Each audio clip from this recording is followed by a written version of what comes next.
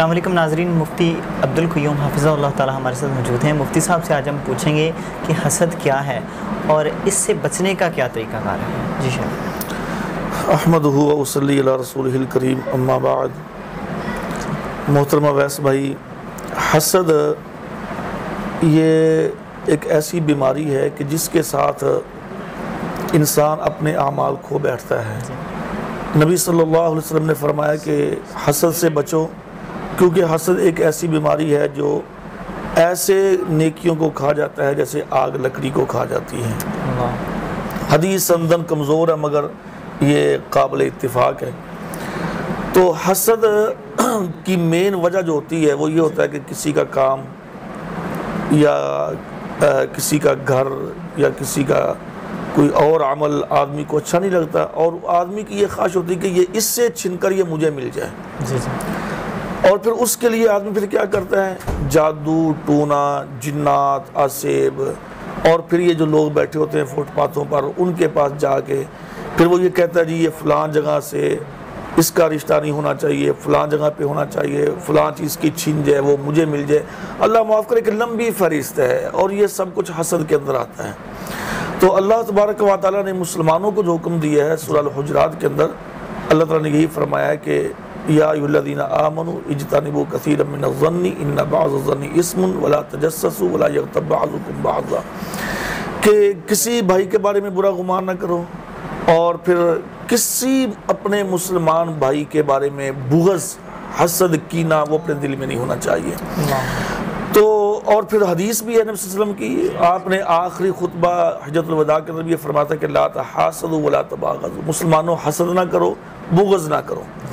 حسد جو ہے یہ انسان کو گناہ کی طرف، اللہ کی نافرمانی کی طرف لے جاتا ہے۔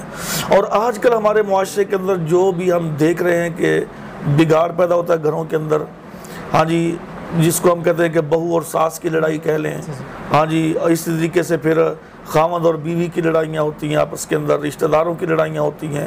ان تمام چیزوں کو اگر ہم ڈیپلی دیکھتے ہیں تو اس کے پیچھے حسد ہوتا ہے۔ حسد کی وجہ سے مثلا اب دیکھیں نا، نبی یوسف علیہ السلام، ان کو بھائیوں نے کیوں کنویں کے اندر پھینکا؟ حسد کی وجہ سے۔ حالانکہ نبیوں کی اولاد ہے، نبی کی اولاد ہے، باپ بھی نبی، دادا بھی نبی، پردادا بھی نبی، ہاں جی، اور پھر وہ خود بھی نبی کے اب تربیت میں کوئی کمی نہیں باقی چھوڑی ہوگی انہوں نے، لیکن صرف ایک حسد تھا کہ حسد کی وجہ سے اتنا بڑا جرم کر بیٹھے کہ اپنے بھائی کو کنویں کے اندر پھینک دیا۔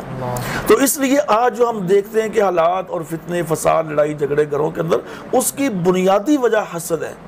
اچھا، اب لمبی چوڑی چلو ہم بحث نہیں کرتے، اب حسد سے بچنے کا طریقہ کار کیا ہے؟ حسد سے بچنے کا طریقہ کار یہ ہے کہ نبی صلی اللہ علیہ وسلم نے فرمایا کہ لا تنظروا الی من ہوا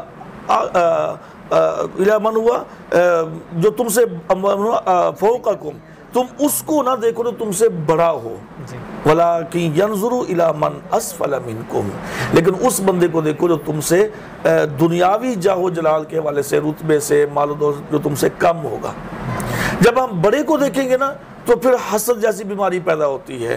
میں کہوں گا بھی اس کے پاس ایک گاڑی ہے، میرے پاس بھی ہونی چاہیے، اس کے پاس بنگلہ ہے، میرے پاس بھی ہونا چاہیے، اس کا کاروبار اتنا وسیع ہو گیا، میرا بھی ہونا چاہیے، پھر اس کا نہیں ہونا چاہیے، میرا ہونا چاہیے۔ تو میں جب اپنے سے بڑے کو دیکھوں گا تو حسد بڑھتا چلا جائے گا۔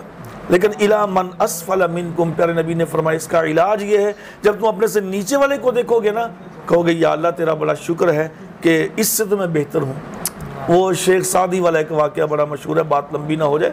وہ شیخ سعدی ایک دفعہ جا رہے تھے تو راستے کے اندر یہ شکوہ گلا کرنے لگا کہ میرے پاس جوتا ٹوٹا ہوا ہے، کوئی اچھا جوتا ہوتا تو بہتر ہوتا۔ آگے دیکھا کہ بندہ بغیر جوتے کے جا رہا تھا، کہا یا اللہ تیرا شکر ہے، چلو اس کے پاس تو ہے نہیں، میرے پاس ہے تو صحیح نا۔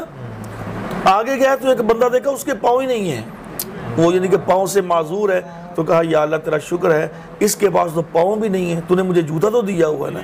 یعنی جب بندہ اپنے سے نیچے کو دیکھتا ہے نا تو پھر انشاءاللہ یہ حسد کی بیماری سے بندہ محفوظ رہتا ہے۔ اور پھر اس کا علاج یہی ہے جو نبی صلی اللہ علیہ وسلم نے فرمایا کہ آدمی صبح و شام اپنے اذکار کے اندر، پھر ہر نماز کے بعد اللہم انی قل اعوذ برب الناس ملک الناس الہ الناس، اور قل اعوذ برب الفلق من شر ما خلق، اس کا آخر میں من شر حاسد اذا حسد، کہ یا اللہ میں حسد کرنے والے کی پناہ سے میں آتا ہوں. یعنی کہ حسد جو ہے نا یہ انسان کو بہت دور تک اللہ کی گمراہی تک یعنی کہ جہنم کے راستے تک یہ لے جاتا ہے. اللہ تعالیٰ ہمیں اس سے محفوظ رکھے حسد سے.